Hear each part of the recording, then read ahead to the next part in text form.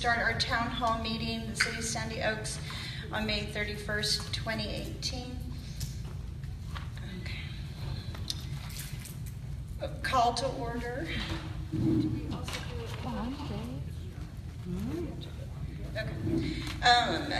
We have our floor of our aldermen here. Let's go ahead and stand for the Pledge of Allegiance.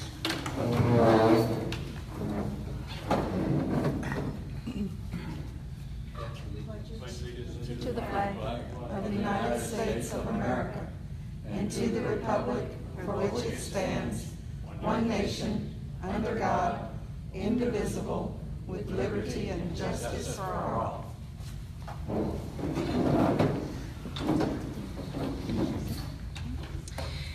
This town hall meeting is to discuss a comprehensive master plan, and Alderman Fillinger has prepared an introductory presentation on master plan so everybody can understand what it entails, and it does entail a lot of different things. We have on our list various things, but it really is an open topic. Okay, good evening, everyone. Good evening. When we talk about a master plan, I don't know that everybody knows what a master plan is. When we talk about the city doing anything, we have to have a legal basis to do anything. Okay, the legal basis for a master plan, and in the state statutes they call it a comprehensive plan, is Chapter 213 of the Texas Local Government Code. I have it printed out if anybody wants a copy of it. Okay, but basically our statutory basis is Chapter 213, Texas Local Government Code. And the code says, only has a few sections, so I'm just going to read it directly. Okay, 213.001 is the purpose. And almost every statute starts with, why do we have this? There's a reason. Our city ordinances do, the county and the state statutes all have a reason for being. Okay, so the purpose of 213 is the powers granted under this chapter are for the purpose of promoting sound development of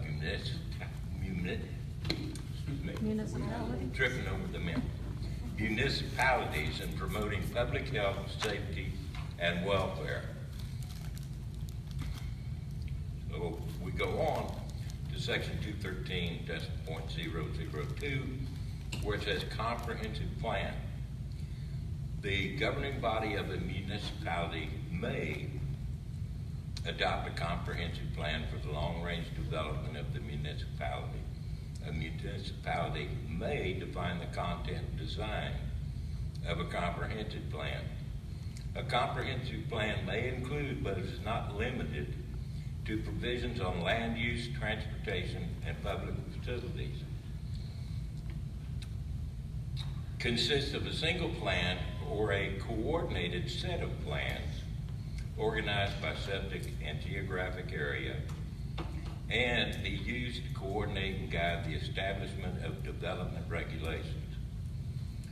A municipality may define in its charter, that's for home rule, or by ordinance, that's for our type A city, the relationship between a comprehensive plan and development regulations, and may provide standards for determining the consistency required between a plan and development regulations.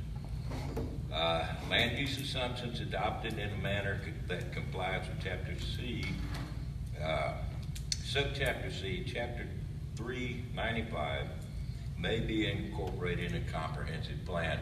We won't be doing that because we're not going to build another subdivision inside of Sandy Oaks. Okay, Section 213.003, adoption or amendment of a comprehensive plan. A comprehensive plan may be adopted or amended by ordinance following a hearing at which the public is given the opportunity to give testimony and present written evidence. That's not this meeting. This meeting is to give people an opportunity to start inputting into our comprehensive plan. So, number one, a hearing at which the public is given the opportunity to give testimony, present written evidence, and review by the municipality's planning commission or department, if one exists. And a municipality may establish in its charter or by ordinance procedures for adopting and amending the comprehensive plan. So, we also need to look at effects on other municipal plans. Okay, section 213-.004, effect on other municipal plans.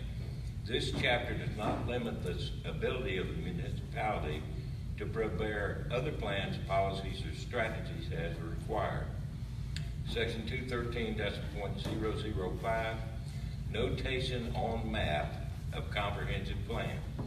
A map of a comprehensive plan illustrating the future land use shall contain the following clearly visible statement. A comprehensive plan shall not constitute zoning regulations or establish zoning district barriers. That's it. That's all that the state has to say about a comprehensive plan. We can address a comprehensive plan by hiring the city engineer and saying, give us a comprehensive plan. We can call a city planner and say, give us a comprehensive plan. Or we can sit down and say, what do we want?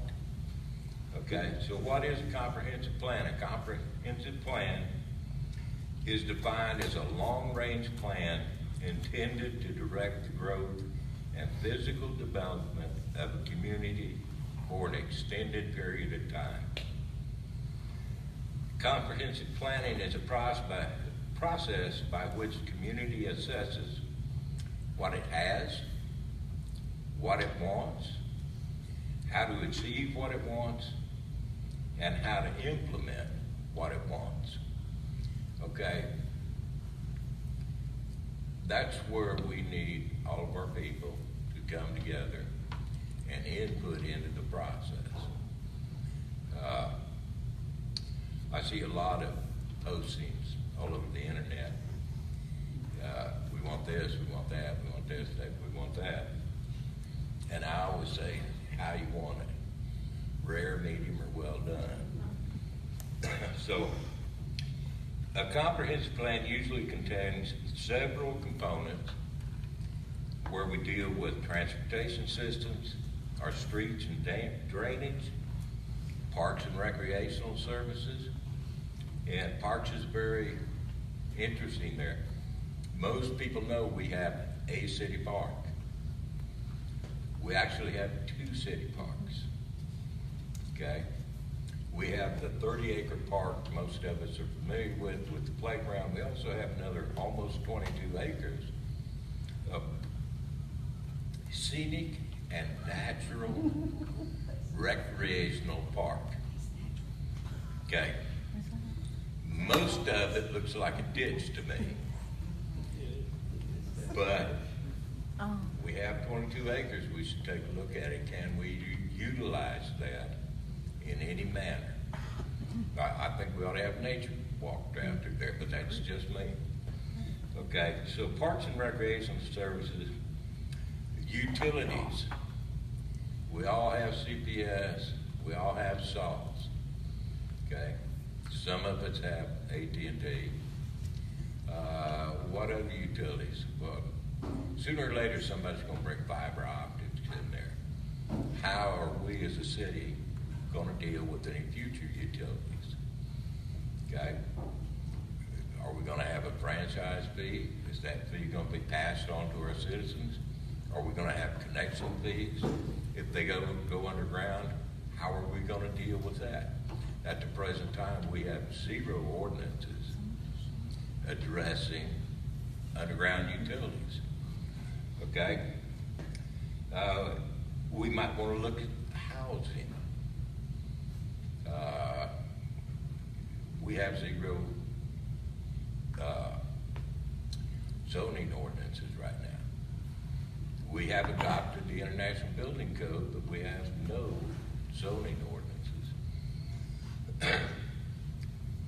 And public facilities. What are we going to do? What do we want to do? We have a temporary building that's really on the verge of getting opened up. But what are we going to do beyond that? That's a temporary building, it's a temporary plan, and it was never intended to be our permanent municipal building. But what are we going to do beyond that? Okay, in the plan, of course, we have to have the map. But basically, it's a written description and policy statements, or it can be a set of written policies and directions. If we're going to have smaller master plans, which I think is a good thing, then the comprehensive plan is going to have policies for the park, policies for the street. And instead of having one book this high, we'll have 10 books this high. So when we start the comprehensive plan, we need to have some rational processes about it, okay? And there's some characteristics. Our comprehensive plan is future-oriented, okay? What's done is done. It's behind us. We can't go back. What we're living with now is what we're living with now, and that's what we need to deal with now. But we need to look towards the future. And what do we want for our city in a year, in 2 years, in 5 years, 10 years, and after that, I'm not going to worry anymore after that. That'll become the young people's problem. But we need to look toward the future, not towards the past. So as we look forward, we need to establish goals and objectives. Okay, that's what we need to start looking at. What's our goal? What's our objective? How are we going to do better? And we need to do that for land use, zoning.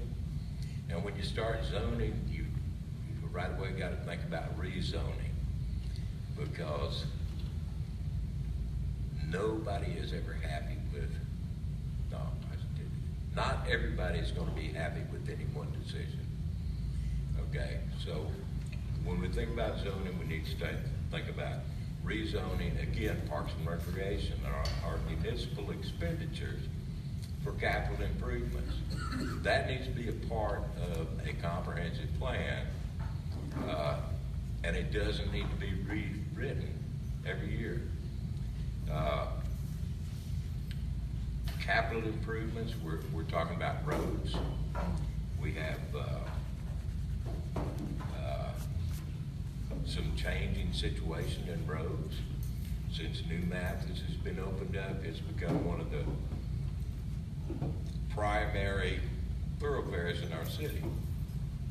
That street was never designed to be a primary.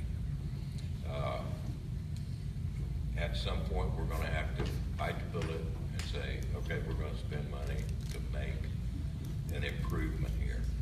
Capital improvements include buildings, drainage, recreational facilities. I've heard pool, tennis courts, new basketball courts, a splash pad, water features. Okay, we're looking at capital improvements there. Our comprehensive plan also needs to consider, we have a relationship with a grant writing company, okay?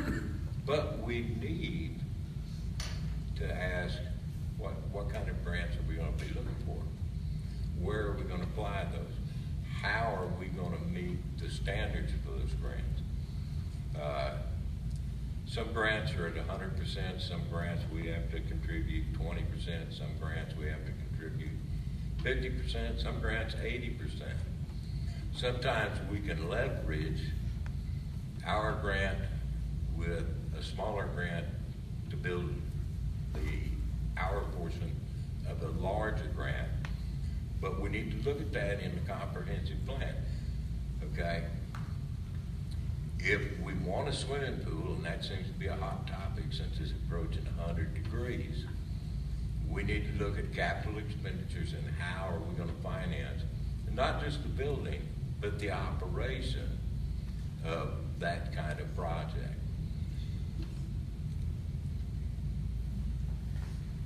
Planning, another characteristic is it's continuous. It's not a blueprint like an engineer or an architect would draw for a building where everything has to be just this way. It's kind of like a map. If you look at a map of this area from 20 years ago, it's not the same as the map that we have presently, because conditions change. So we need a big plan, but it's not a one-shot thing. It has to be continuous. As we go through it, we're going to have to adjust, amend, and adopt to changes.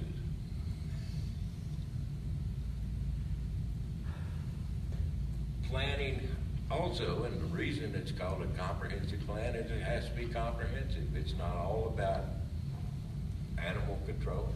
It's not all about potholes. It's not all about open the park. It's about every facet of our city, and we need to plan for the entire city, not just one particular part of it. So it also needs to be rational. Okay, we have discussed council, thank you, Alderman Tremblay,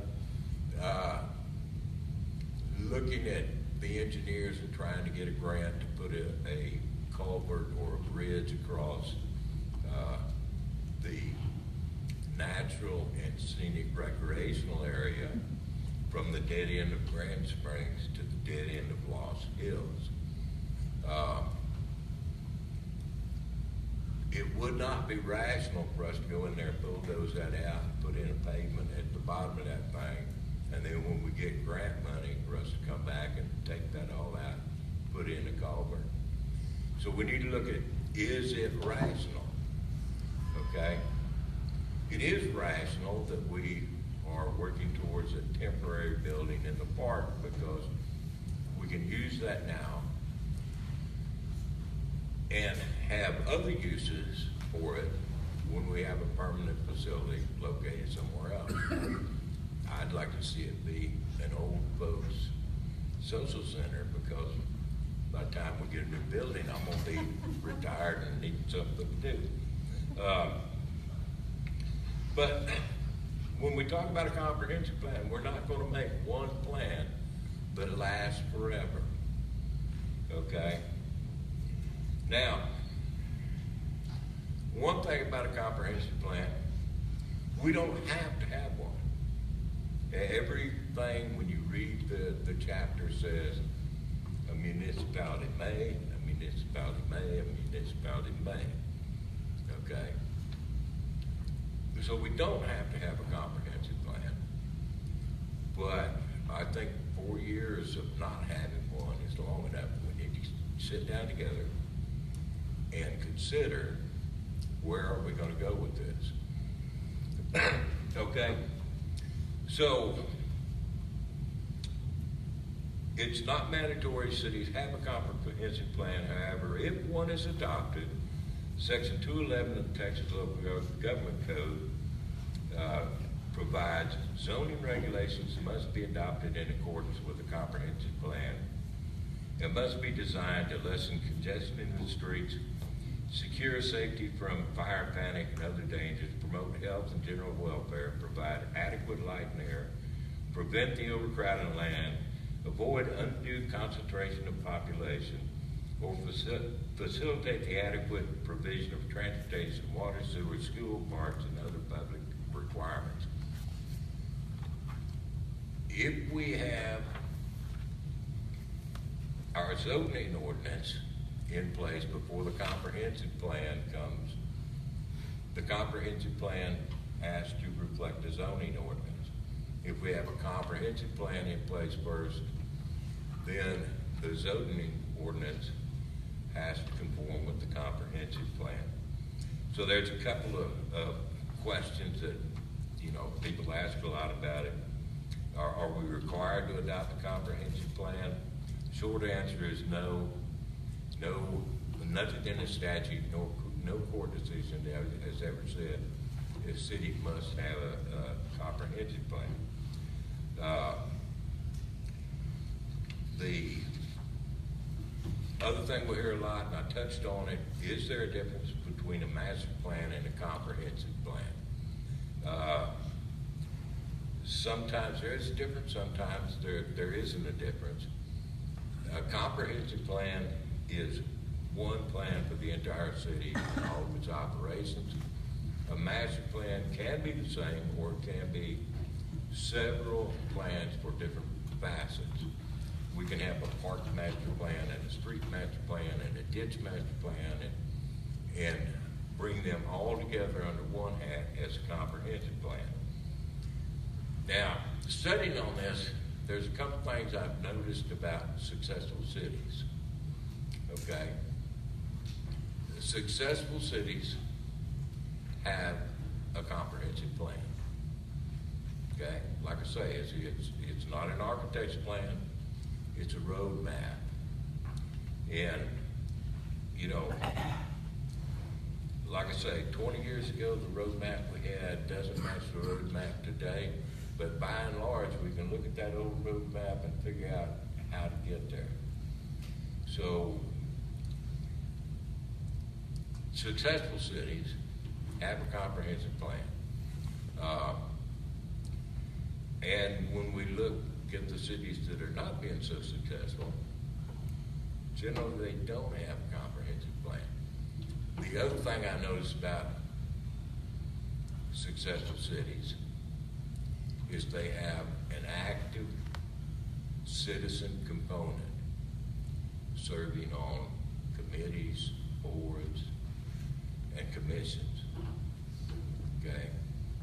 Even little bitty small cities have committees, boards, and commissions. We have one.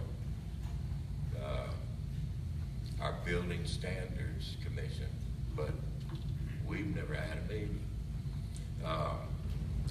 So when we look at our comprehensive plan, we need to take a look at what kind of committees we need to have and where are we going to get the people to deal with that. Okay, I'm done talking because I'm done talking. I'd like to hear from y'all now. That's why we got here.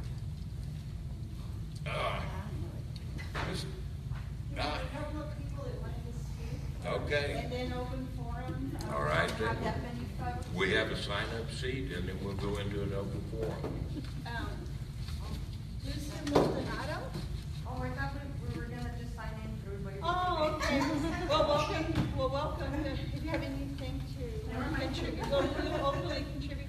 But Also for, Yes. Okay, John Kribner. I didn't sign up to speak either, but while I have the opportunity. Four-way stop signs on those major intersections on, the main road. Yes, Waterloo Pass. Street signs, make sure they're up to date. Possibly more speed limit signs.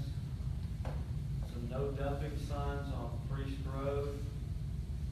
Street lights have been mentioned. And paint the fire plugs and clear the weeds and debris around them.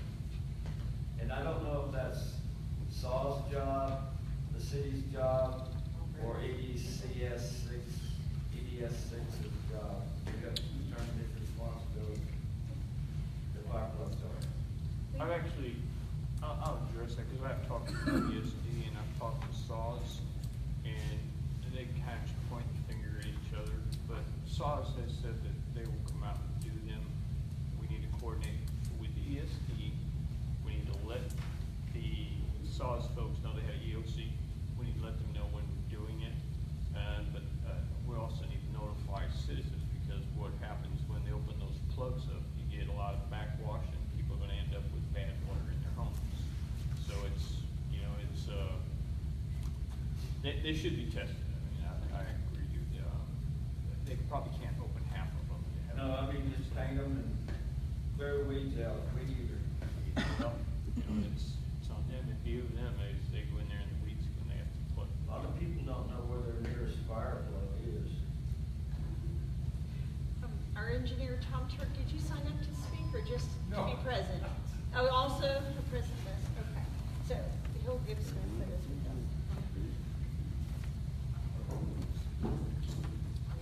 Okay, so discussion, open forum, yes, Mr. Mayor? Thank you. Mr. Brickman, I'd like to Oh. ask you to, I see you reading on your phone there. No, I just was writing down the notes, I just. Oh, okay. Text me I didn't have a that, text me that list, sir. Okay. I will. Mayor, something? I'll say that your protocol is correct. But I don't think we need to do that today. Great. I'll talk on a couple of items on the fire plugs. When they were initially put in, and I can vouch for this because they were not even in here when I moved in. On Waterwood Pass, there's two places where over 1,000 feet between fire plugs. In a rural area, 500 feet is the minimum. Not the minimum, the maximum distance between plugs. That was put in by Waterwood Development Company's water company. And the purveyor of that water company is now passed, Mr. Ron May. But in the interim, Bear Met took it, now SAWS has it, and neither were willing to interface into the existing lines to bring the water main. And I have to say, I was a member of the board of directors for Bear Met, and it's a fight. But we can do it if we stand behind it. Also, the water mains, there was talked about opening the plugs. At the end of any line, regardless, the water sits in the end of those lines for X amount of time. It gets stagnant, it gets polluted, and by law, the water purveyor must come in and open the plug and blow the plug down, which cleans the whole system. They're Because- flushing quarterly. I Yeah, they flush, okay, I work good. with a gentleman at SAWS Environmental, and they do flush. The cul-de-sacs are typically where the end of lines are. Yeah. And they do flush. Okay, now, I listened to a really great presentation here. A lot of homework was done. And we got to talking about grants. I brought it up previously at one of our meetings. I apologize, I was very hot that night. But there is such a thing as a CDBG grant through the county. And when we were very new, when I was that new mayor and getting beat up regularly, I put in for 2 of those CDBG grants and guaranteed by our county commission that they would approve them because we were the new guys in town and we needed that grant so that we could hire an engineering firm to do a comprehensive master plan. Guess what? That money was going to people who had private parks, friends of the commission, and we were just those country folks down outside of 1604. And none of those people in the county commission especially our commissioner, has been south of 410 in 8 years. And if I sound angry, I am. But I think we're on the right track. We need to do what needs to be done, but we don't want to get ourselves backed up into a corner.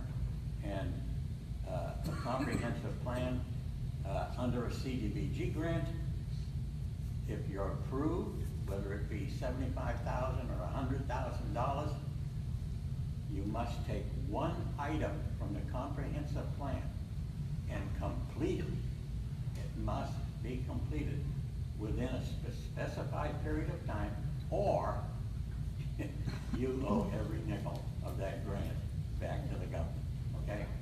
So I say that's one of the ways to go and consider it. Jim, Yes. at the last council meeting, the council opted out of Bear County CDBG. Okay, that's fine. They did, I'm sorry. Okay. We'll We'll get back to it later. talk later. I sir. shut my mouth and maybe I have something to talk about later. Mayor Ball, do you have anything to add? I'd like to see, as Alderman Fillinger mentioned, the scenic park is actually, it actually is a very nice area. And with, we had Sarah, the San Antonio River Authority, come out, and there's a natural spring that runs through there, and there is a pond that the neighbor, I think, has kind of absconded as their own private pond. I'd like to see that the city reclaim that. It could be a fishing hole or swimming hole, or bring the horses and the cows and let them drink. I don't know, but We actually have a meets and boundary yes, on that piece of property. exactly. Uh, But I'm with you, I We think. might need to revisit that. Yeah, I haven't walked back in there real far because it hasn't been mowed for a while, and the 2-lane streets. better for closed up. hiking. Uh, But from Google Earth,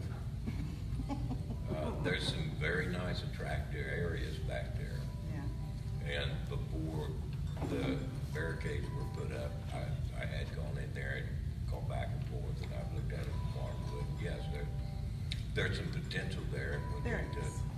like I say, we need to have that in our plan. well, Sarah said that it's important that we protect that for the natural spring, number one, but also just for the natural flow of runoff throughout the city. Yes, ma'am. But it would be a great hiking and walking trail if the city were to, there are grants available. GrantWorks has some stuff with Texas Parks and Wildlife that they can use to address that. In fact, I think that's the one that Trembley's working on for the bridge or culvert or whatever ends up being going across that area. But one thing Sarah did That's say. a hurricane. The hurricane, yes, hurricane. Okay. But Sarah said it's very important to keep vehicles out of there because that disrupts the natural terrain. Absolutely. Yeah, so I'd like to see some long-term plan on that, nothing short-term. That, Go ahead. that is the narrowest part of that 21 acre. Good, yes, Park. sir. That is the narrowest part. What is it? 100 feet, maybe? I don't know if it's even that much of a Um, narrow end. Actually, I have walked the entire thing more than once. And, when, I'm the person who actually was down there and talked to the San Antonio River Authority and at that time, city engineer. And San Antonio River Authority advised not to do anything to it until it could be corrected correctly. And putting up barricades was one of the things they said should not be done. That it was, you were causing more damage by doing that than going in until we could go in and have it laser surveyed and get the natural flow back where it should be, and the natural plants could grow in. We were better off doing nothing. As it is now, the homes that back up to that scenic park no emergency vehicles can get in there because it's blocked on both ends. If there's a fire back there, those people are in deep doo. And that's one of the things that, you know, I could have contributed to had I been listened to at the time.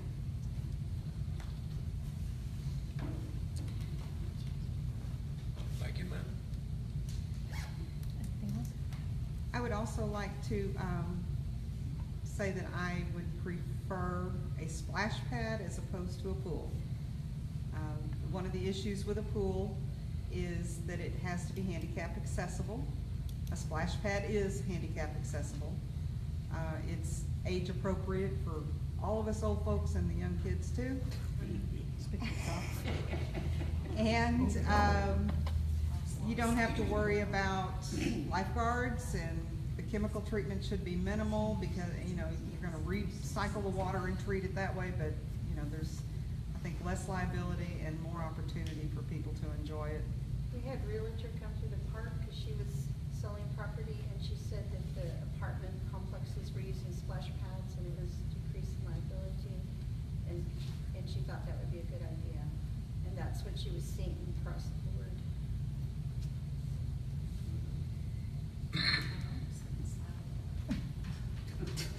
I did that. And since we have a wish list, could we just make the scenic park into like a lazy river? Well, somebody wants a tennis court.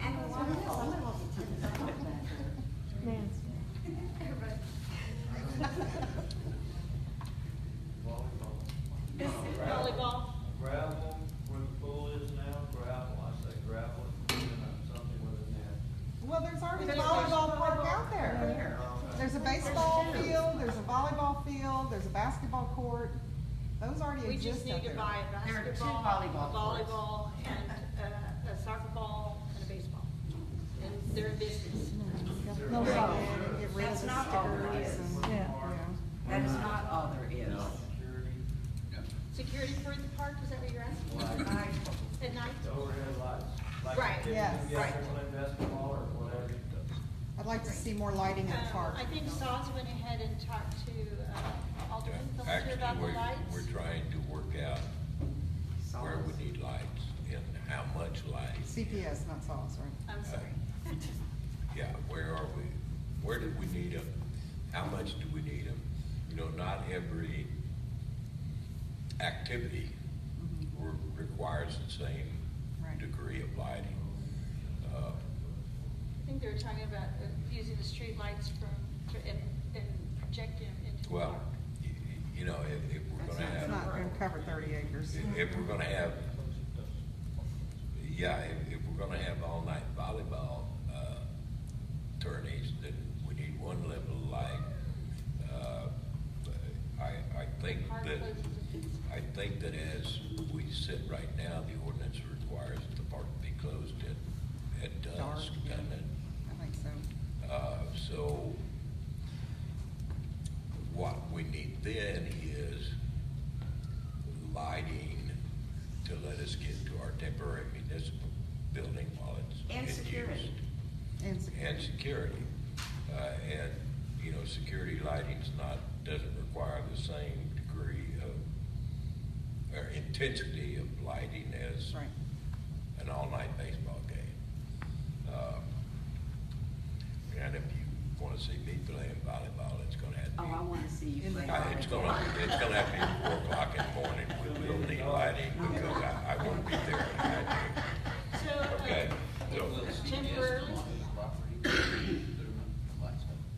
absolutely. What was the question? Will CPS come onto our property to put up lights? Sure. Yes. And the answer is absolutely. When we normally talk about all-night security lights, they generally put them on the pole, because when they do that, there's absolutely no charge. If you have an existing pole, there's no charge. If they have to start setting poles and running lines, then there will be a charge, but they're more than happy to do No, imagine. Okay. Well, but it's only, what, 10-something a month for those? Well, except for if they have to set poles. Right, except if they have to set poles. I'd So- like to see some security lighting on the municipal building. There were two security lights that were taken home for secure keeping that have never been seen again, that could have been put on the building. The building needs some security lights, not just a little light fixture with a light bulb in it by the door. It's very possible that had there been security lighting on the building and on the restroom building, that maybe all this vandalism wouldn't have happened. When you provide these people, these kids that are doing this kind of stuff, and it may be adults, I say kids, it could be adults. When you provide them with the darkness to hide under, Mrs. Tangum, are you listening? Yes, the question. Okay, I'm good. sorry, about the lighting. Yeah, Sorry. then you're encouraging the vandalism. Pure and simple. Lights, cut down on vandalism. You get an argument with me, man. Light is good. Thank you, sir. May I make another suggestion? Yes, ma'am. We were That's why talking we're about here. the pool, which is kind of what we started with. And, you know, we already have baseball diamond and volleyball and all that. What I'd like to suggest is that the park have a covered pavilion, very similar to what City of Elmendorf Park has, that would allow for some outdoor events. You could have ceiling fans, you could have lights. It would allow for different kinds of functions in the park, whether they be family reunions or birthday parties or city functions or community events, whatever. And I'd just like to throw Old that. man's Saturday morning coffee class. There you go, you could do that too. Just saying. For the old people. Well, you'll be there, you'll be able to come in a few years. Yeah. A few years back, okay, so that eliminates the city. There was the thought processes amongst the citizens that we needed a pavilion. And we thought that was an awfully good idea, and we had the money. So I went out and I priced everything, including the covered pavilion and the concrete and the barbecue pits, everything. Water to the place, and lo and behold, it was less than $10,000 and have a very nice one that was 50 feet long and about 30 feet wide, covered with good strong purlins in the roof structure, and all of a sudden, it died. It died like an old rabbit on a rope, you know. And I would like the city to come up with something like that. I think some of you met Ms. Robinson. She's an old school teacher here at Southside. Always been super active in the community, and that was one of her big things. Was, and you talk about trying to pull this community together, to have a place where larger groups of people can get together, meaningful communication one with another. And I think that we need to think about that. And I'm glad it came up in this dialogue. Well, another thing I've heard several times is a shade over the playground area. Children burn their feet on the playground, play skate. It is hot in South Texas in the summertime. I think It doesn't matter. What does it matter? Sand, grass, shiny metal, or plastic, everything out there is hot. Mr. Fillinger? But that's not a recommendation, I'm just telling you, I heard it. Yes, ma'am. I just wanted to share with everybody, Dave and I were up in Michigan a couple of years ago visiting, And while we were in Lyons, Michigan, they had their town fiesta. And their particular fiesta happened to be on the river that ran through there.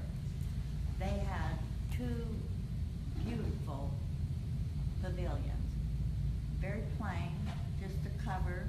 There was a raised area at one end that was used for a bandstand. During their fiesta, different local bands would sign up to play for 2 hours or 3 hours at no charge to the city. And people would come, there would be picnic tables, enough room for dancing if someone wanted to. And we had such fun there. It was just amazing. I don't know why, and Lyons, by the way, doesn't have as many people in it as we do. Very, very small. It's called a village up there. It's Yes, very, ma'am. very small. And tell them how we dance, darn. The park in Jordan, Texas has kind of the same setup. They've got the pavilions, concrete slabs with just the covers. And Yeah. they have their, yearly thing there. And that's what they do, they can set up bands or whatever, but it's just simple. That's all it is covered, concrete pad. Very Simple, simple. That's their that park, I makes- know where the Pleasant. And- It's right and there it on could be, 16, right off of 16. 16. It could be reserved, Going towards San perhaps Antonio, for a which you get fee. into Jordan and going down 281 and 97 into it. By McBee's or past Past what? McBee's? Oh, goodness, no, that's Pleasanton. You've gotta go up. No, Jordan has one too, I'm sorry. Oh, Lord, Timothy Beats. 16, okay. Okay, the 16, like you'd be headed towards San Antonio, you go up. Right. And it's right past where the courthouse and all that is. You can Okay. take probably any one of those streets down into it. Oh, okay, I never noticed it. Okay. Mr. Crickmore is asking you to speak. My suggestion would be to have what we're talking about, with due purpose with basketball goal on either end, make it the slab the size and the covering the size of a regulation basketball court. Have you seen the basketball court we have now? Is that regulation? I'm not familiar with. Half what we have. court, is it half court, the one we have now? No, it's full That's court. built more for 2 No, I think it's half court. It's an half I think it's a half court. I think Yeah, it's a half court. It's not that. Two different. Can we The one that we use have that? now? I mean, It's a half court. I thought it was. Whatever. And when you start talking about putting a cover over a basketball court, you've gotta go up really high. Yeah. It's not the same as just having a pavilion. You've gotta really raise the roof. Yes. To put a basketball court under there. Right. And there's a basketball court up there that the kids are perfectly happy with. Right. The kids play half court anyway. They don't play full court. My suggestion would at least be to have a smaller basketball net for the little kids, so that they can play. Have the regulation at one end, and then have the little shorter one for the little kids. But to build another whole court, I don't see the point. And it used to always, the kids would go down there with roller skates also, because it wasn't always being used as a basketball court. The kids would go down there and roller skate. It's pretty cracked up now for that. Yeah, it needs a little bit. I did find out a fact today, John. I did find out one fact today. Tennis courts start at about $45,000 and go upwards to $145,000. Nancy wanted it. Because they're so Got a question, Nancy. All you need is the side of a building to practice. So that's a multi-purpose tennis and golf court. Oh, yeah, you got it. Yeah. Can I offer something else? Yes, I know ma'am. we spent a lot of time talking about the park, and I Yes, think ma'am. that's because that's something that people are really interested in. We have a lot of other issues in the city. Absolutely. One area is traffic control, and I would like the city to possibly consider stop signs at some of the major intersections, make them four-way stops like at Waterwood Pass and Shady Forest, maybe over same area on New Mathis. We've got one at Hickory Shadow and Waterwood Pass, but maybe another one on the New Mathis side, anything that's gonna slow them down a little bit and really more. Like Skewsa and New Mathis. Skew and New Mathis would be a good one, yes. Yes. And that will take an engineer study, by the way. Yeah, that- for traffic. For traffic, Yeah. to change that. But even closer up front, you know, when you're going Waterwood Pass, it kind of dips down in one area. I can't remember what road that is, but I think maybe that's another By good him? place. Or No, further no, up? further up, towards Fawn Trail or Waterwheel, or Yeah, somewhere up in that Water. area, Yeah, it kind of dips. I could get behind Waterville. that. But in, Silver Chalice and New Mathis, yes. Yes, those But definitely. anything that's gonna slow them down a little bit, would be helpful. Another thing I'd like the city to possibly plan for would be some kind of sidewalk or walking path. I mean, it doesn't have to be a concrete, but some kind of walking path, at least on Waterwood Pass for initially, and then maybe over on New Mathis on the other side. There are a lot of people who actually walk up yes, to the ma'am. stores. They might ride their bike, something like that. So, you know, in the planning, that would be A lot nice of to people go to consider. Dollar General. At the four-way stop signs, there are the little signs underneath the stop sign that says four-way. We've got those that are so faded you can't see them. And if somebody might wanna take the time to read at least some of the manual on uniform traffic devices, when you have, it's governed by the federal government. And when you have those. and it's in four-way- the tech stop manual. Yeah. And- Yeah, I've spent about 65 days going to sleep with the tech stop manual. There you go. About But 3 those little paragraphs, signs all I that can are so make. faded out you can't see them anymore, they need to be replaced before somebody has a bad accident and says, I didn't see a four-way stop sign there. I didn't see the little sign that said four-way stop sign. Or do And they need to be? speaking of that, They have- they should Dave wait. and I were driving down Waterwood Pass last weekend, and I don't remember what street it was, but we actually ran a stop sign. Where was it? The stop sign was inside of the tree. In the tree. And I know could not exactly be what you're talking seen from about. any direction Right. unless you were directly under it. Like to have scared me to death.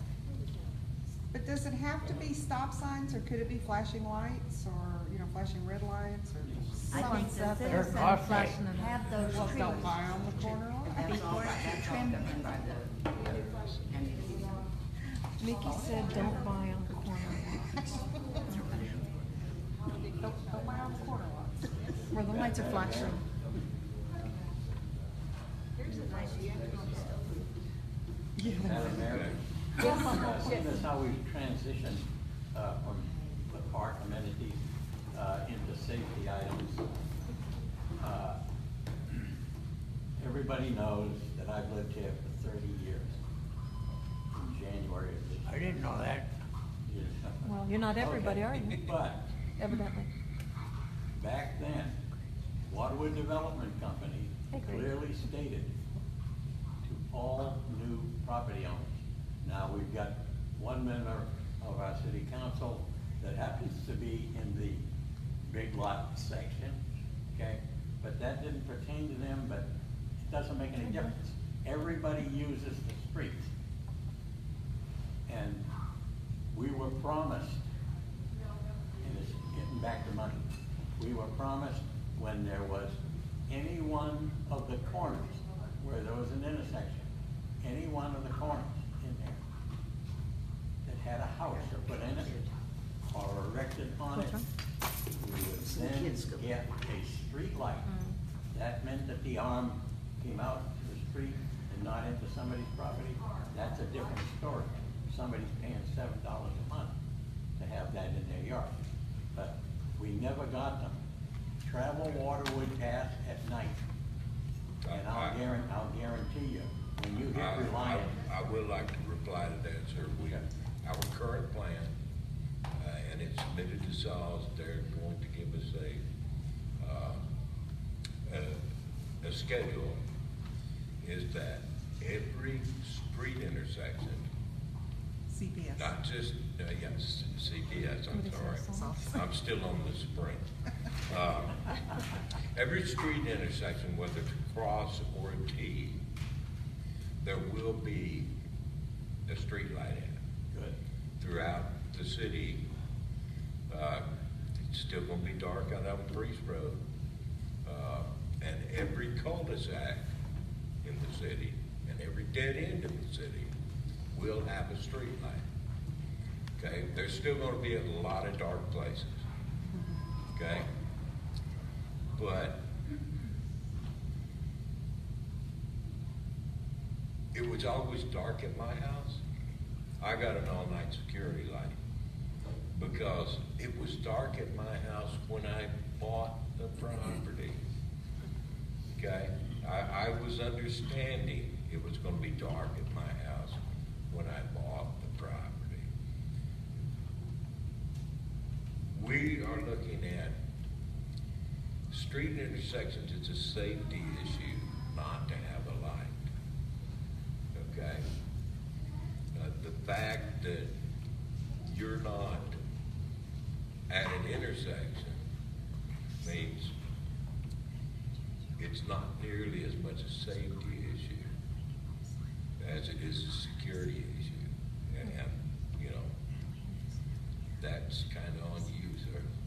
But all that to say, I'm just saying, a lot of things people are complaining about are things that were existing when they bought their property. And there was no anticipation of certain services being delivered. Okay? I'm just saying. You said when a house is built on the corner, you will promise an intersection light. That's it. By water? 30 years ago. There you go. Still There waiting. you go. You're still waiting. I was promised Give it to up. At this point, sir, I would suggest to you that somebody told you a false one. Alina Go back to Gonzalez, you had something to say? Yeah, Nikki brought up something. I had asked about 5 years ago, and then I asked again a couple years ago about the walkways, and both times they told me that there wasn't enough room to make the walkways. And You mean sidewalks? I'm so envious of neighborhoods that have walkways, like the sidewalks. Like she was saying, maybe not sidewalks, but maybe like pathways. But they said that there's no room for that, and it's too expensive to make a sidewalk. Was that when we were a city or before we were a city? Said 5 years Probably, ago. yeah. It's not probably. years ago, that's before we were. Probably both, I just brought it up just because I like the idea. Wait, you're talking about doing the whole city or just the Main Street? Just like the Main Street, like you said. There's plenty of room. Mr. Turk, is it that expensive to do a city? Or is there like no room? Because somebody told me there was no room to make a sidewalk. It's pretty limited. That's not to say it can't be done, but sidewalks are concrete, they are kind of expensive, but there's other materials that you Right. can use, gravel and things But like you that. are responsible for that, then what is built in front of your house also. If they start cracking up or moving or whatever, are you not responsible for that section in front of your house? I know some cities you are, even though it's put in by the city. Not that I'm aware, probably here to say. Well, if don't I have can it. address that, most cities do not install sidewalks. Right. Developers install sidewalks, and you buy that sidewalk when you buy your Yes, lot you do. or your house. And if you wanna have one Nobody gives installed, away sidewalks. if you want an aftermarket, what I was reading up about that is that the resident, the stretch in front of there, they actually pay for that. Oh, yes, and I always It's very have to. expensive. There But is I no don't know- such thing as a free No. lunch. But I don't Okay, know the that concrete is. Latest I heard on Yeah. sidewalks was it's about $8 a running foot for Yeah. a standard sidewalk. Okay, so how much is your road frontage? And do you want to pay to have that installed? Because the city, isn't gonna finance it. Well, we're gonna finance it. If everybody says, we need sidewalks, we'll finance it, we'll get a bond, but then there's this thing called an assessment, where we send you the bill for the sidewalk in front of your house. Now, what Ms. Ball's talking about a walking path on one side of the street. Just one side. The city might take a look at that under the comprehensive plan, and it might be doable. When you're talking about there's no room, some parts of the city have flat and level in front of the lot. There's room.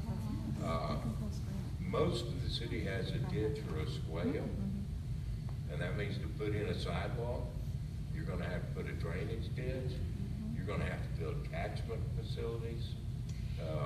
Mr. Turk, would that Curb. interfere with any kind of fiber optics or anything that maybe one of the companies wants to put in the ground sidewalks? Would they have to be dug up? Generally, no. No, Unless it there wouldn't are disturb the some, sidewalks? Features of the surface like a valve box or a ball, cable box. Okay. But, generally we deal with that during design, and work around it. Okay, yeah, because I know we have some companies that are coming this way, want to provide services. AT&T put fiber optics up. I was just wondering if we had something going in the ground that would disturb it. AT&T already has fiber optics. Right, but we have other companies here too. And then somebody brought up a point over there too, it's true, like the trees, they do hang over, by the street, and like when I'm walking, sometimes I have to like stick myself out of the street, like the trees, because I don't wanna like, the cars can't see you when you're like walking and, cause the trees are covering right there where people are walking. There's like 3 that I can think of right now.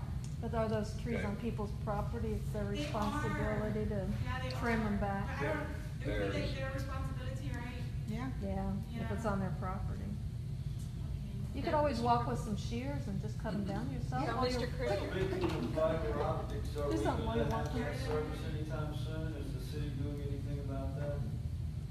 What was it? Well, AT&T already put up theirs. Are you talking about, I'm talking about cable, in-ground cable internet. well, we do have some companies approaching us, that's why the You question. know, is there any kind of an initiative, or do we need a grant or anything where we have to get it done? We don't need a grant. No, do we? they're- Yeah. They do it. They do it, the Company company does it. comes out and does it. And I want to Yes, ma'am. tag on to something you said earlier, Mr. Fillinger, about franchise fees. One of the first meetings, the first year that we were having meetings, the issue of pass-through tax for franchise fees was addressed, and if I'm not mistaken, Mr. Tremblay, we agreed to a 20-year moratorium on that we would not, the city would not institute any kind of franchise agreement that would have a pass-through to the citizens. 20 years, I think it was. With an individual company or? Anybody, if there was any franchise agreement that the city was contemplating using, and they would enter into a franchise agreement, as long as it wasn't a pass-through fee, meaning they're gonna pass it, they'll agree to do it for the city, but they're gonna pass that on to the But they citizens. pass on to the Right, consumer, right. then We said no. We're not gonna do it, because it's another form We're- of taxation. Right. So you need to know that for negotiating any franchise agreements. When we're talking about utilities, there are above ground utilities, there are underground utilities, and when I'm looking at utilities in the comprehensive plan, most licensed utilities have the right to utilize our right of way, okay? But we have the right to legislate how they're gonna use it. Okay, and we need to look at, are we gonna regulate that, or every time somebody wants to come dig a series of ditches through our city, are we just gonna say, yeah, go ahead? No, No. Okay. you're not. Thank you. But when you start regulating that, then you have to say, okay, they're gonna bury something in the city, I bet they have to make a street cut. I bet they have to make a lot of street cuts, okay? If you don't address that at some point, and that's done in the comprehensive plan, how are you gonna regulate this? y'all just go ahead and throw dirt in it and we'll take care of it when you're gone?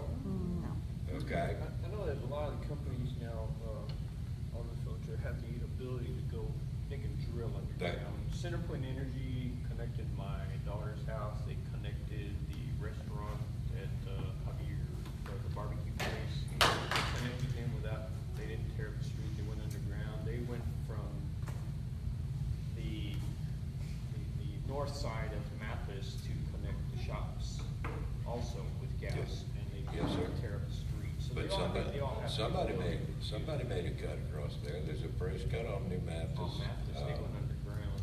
New Mathis, no, New Mathis. there is a cut across Next to New the shops. Mathis. There's a cut, where else did I see it? Oh, yeah, on my street. Somebody needed a water service and they, Oh, I saw that. wasn't Saws, it was a Saws contractor that came in there, made the cut. We have no ordinance, no plan, Like I said, it's something we need. Yeah.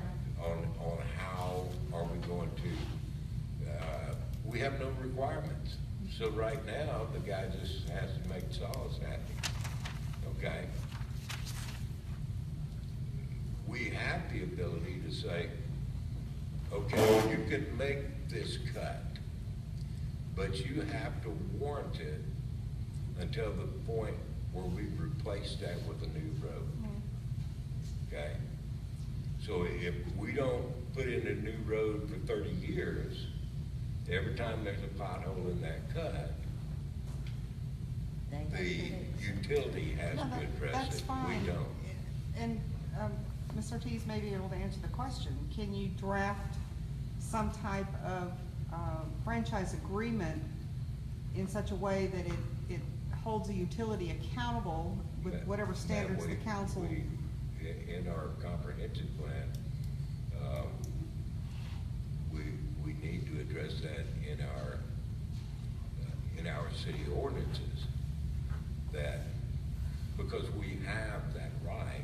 No, I understand that we do, but the whole purpose for, putting the moratorium of 20 years of not accepting any pass-through was because that's an additional tax to the citizens, and we did not want to implement that. I understand that, ma'am, but if we don't have a comprehensive plan that holds the utilities accountable. No, I understand, and you should. Then we're given a pass. No, you should, it's just that I'm curious, if we could think outside of the traditional franchise agreement where you, utility, pay me, city, and you can do this, and I'm just saying, is there some other option that, without the, I wanna just, and this is for the attorney, David, should you use the microphone, please? is CPS, It's not. yeah, Use the other one. CPS and SAWS are city-owned companies they're owned by San Antonio. So when they go into San Antonio neighborhoods and they tear up the streets, the city's eating it either way. But when they come out here and they tear up our streets, it's not the same situation. I don't know if they damage private property, which CPS came in and damaged my driveway a few months back. It took me 3 months to get my driveway repaired, but I had to file a claim against CPS. So, the question to you, Cassandra, is we as a city, even though we're a governmental body, can file a claim against the utility company for damages to our streets, just as a private individual could. So, I mean, and that's one way we would address them. If they come in and tear up our streets, we file a claim against them. And it takes a little time to get your stuff repaired, I can tell you that from experience, but As part of our normal business, we require a cut permit, and we use exactly the same standards as the county does. sure, if they want to do it the right way, but if they come in and negligently damage our streets, then we just turn around and file a claim against their company. Whether it's CPS, whether it's SAWS, whether it's AT&T or anybody, we file a damage Just in claim. Floresville, they're tearing up the streets, right? Many cities have a right-of-way management ordinance, which dictates how all the utilities companies are supposed to do their construction.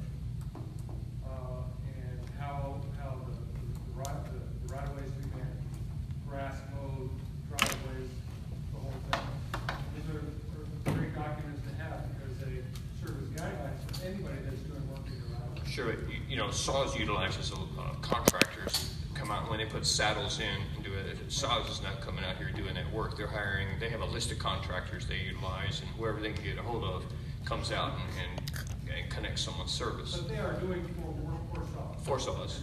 And saws, if this ordinance were in place, would know about it. Oh, And they would pass it on to their subcontractors. Right. Their response is being invaded, not Well, you are. violated, Your nor shoulder does is. any type of right of way ordinance, so that would be most definitely. If you don't have a law, nobody can break law. And if you don't have an ordinance, you can't expect people to just come along and obey the ordinance. I'm just saying, there are lots of ways to get where we need to be. Right-of-way management plan is a good thing. We have people regularly coming in, bulldozing dirt down into the drainage ditch. Water's backing up, flooding into the street. Copper Canyon Axle Killing pothole from hell that we just got rebuilt is absolutely a case of a landowner abusing the drainage. He's built it in. When we get a heavy rain, and on that end of Copper Canyon, it's really wet. We have water popping on the street until the sun dries it. Well, from end of October till the middle of February, the sun never dries it. Okay, and that's one of the principal damaging, sunshine and water ruin roads. In a minute. So, we need to take a look in the comprehensive plan at right-of-way management. Do we charge connection fees? Do we charge, our citizen has a driveway. For whatever reason, they need to cut his driveway. Now, who's responsible, the citizen or the utility company? We can, by ordinance, make the utility company responsible for that. Who's responsible for mowing the ditch in front of my house? Okay? Every city I've lived in, and I've been everywhere, the city said, Charles, that's your right of way. You can't park on it, you can't use it, but you can mow it. Charles said, okay, because there's a fine if I don't. So, and in our comprehensive planning, those are all things we need to look at. Quite honestly, I believe everybody who's ever sat on this side of the table has really tried to do the very best they can do for our city. But it's kind of like grandma's quilt. We got a little bit here, we got a little bit there, a little bit of this, a little bit of that. We got Paisley and we got checks. We're working really hard. Ma'am, go 10 ahead. years ago, they used to mow that front area, but they stopped doing that. Who used to do it before? Bear County. Which front area? Of The island? property. Bear Okay. County. Bear County did. And they don't do it anymore. We're not counting. Only on the roads that they approved. Well, Bear County kind of did a sturdy. Oh, no, I didn't say that. From where 37 comes up to Mathis Road, to where 37 goes back down to the interstate in front of Valero, that street belongs to TxDOT. Okay? And TxDOT actually extends that down to where Priest takes the hard right. Okay? But from that point on Priest Road on, that used to be the county. okay? And Mathis Road was county from the 37 exit on out. So when the county come out to mow, they just mowed right down Mathis Road and across the Valero and right around out Breeze.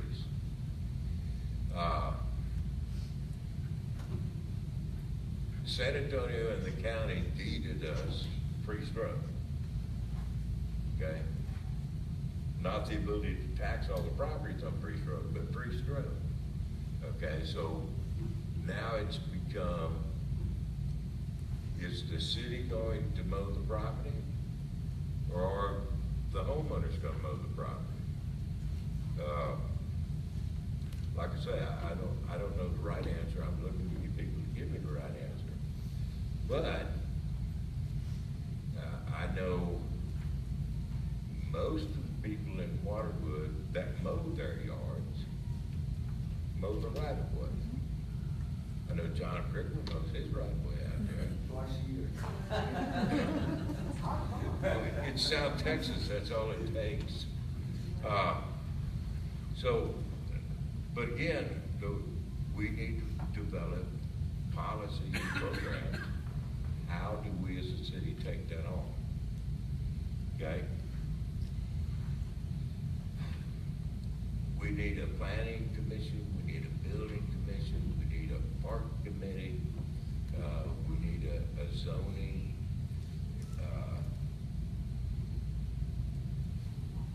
we need a zoning board, a board of adjustment, possibly a zoning and adjustment board. Because the folks up here at the table, we can't do it all. Okay, like I said, in a successful city, the citizens have to be involved beyond, I'm gonna run for election. Okay? So, anybody want to join the committee, raise their hand. I'd like to make an observation. Yes, ma'am. I have attended several different cities and governmental agency meetings such as this, and I will tell you that the consistency with the quantity of people who attend the meetings here for Sandy Oaks, you do not see anywhere else. Okay. I've been to some city meetings where there's not one citizen in attendance. I have also. So you have the interest, the people are concerned, they want to be involved, so I think that that's something that could be pulled off. They just need the direction and the leadership to make that happen. Sir? I want to move on to another subject. Yes, sir. There's been a lot of talk lately about people moving substandard housing in, and I'd like to see the city get a plan. I don't want a bunch of harsh zoning or deed restrictions or what have you, ordinances. We can probably grandfather the people that are here in, but in the future Well, move in. you have no choice, sir, if there's not an ordinance in there. Exactly. They build it unless it's deemed substandard. You know, we discussed it in city council meeting, and it's something that needs to be brought up for our future on our plan. How are we gonna mitigate, or how are we gonna get ahead of this, and keep our property values up, and et cetera, et cetera, et cetera? That needs to be addressed. To be bluntly honest with you, sir, until we pass zoning ordinances, we have pretty much zero control of what goes on there. And until we have some permitting processes and inspection requirements, okay, we can say, well, you have to build to the 2015 International Building Code. But without an inspection process and a permitting process, That's what I'm talking about, getting that infrastructure it's pretty hard to do. in the city, as part of the city. And, Getting the people. yes, sir. That's something that needs to be taken care of, I think. I'm not for harshing anybody's buzz, you know, I don't wanna be the police. I don't think- Fashion police about your neighborhood, but I don't think anybody wants to be harsh and cruel to people and let's throw them out on the streets, or, you know,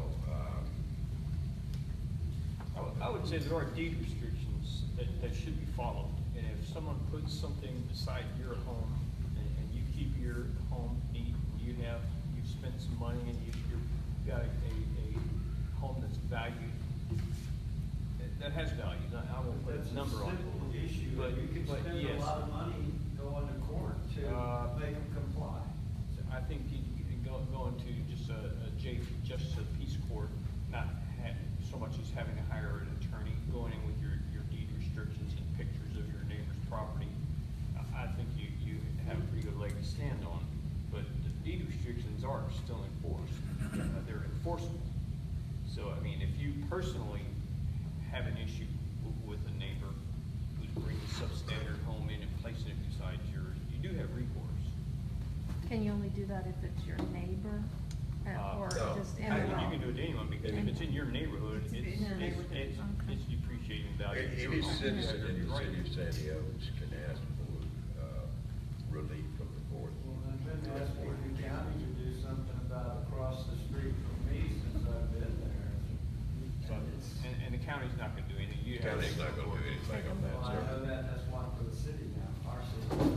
We The can- county's letting us- It was a year or two ago, you recall the gentleman who was taken to court because he had a bunch of trash in the yard. He was, actually brought it to my attention at one of the meetings that one of his neighbors took him to court because he Is this the had gentleman on Mathis Road? Wasn't Mathis, it was in a cul-de-sac up in Oh, the back there cul-de-sac. off of Copper Canyon.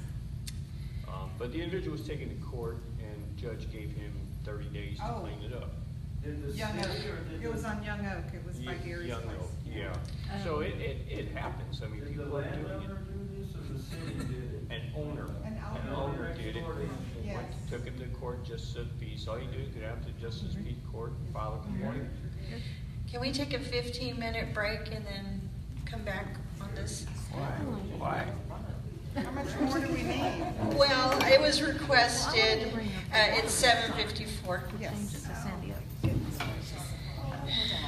Back at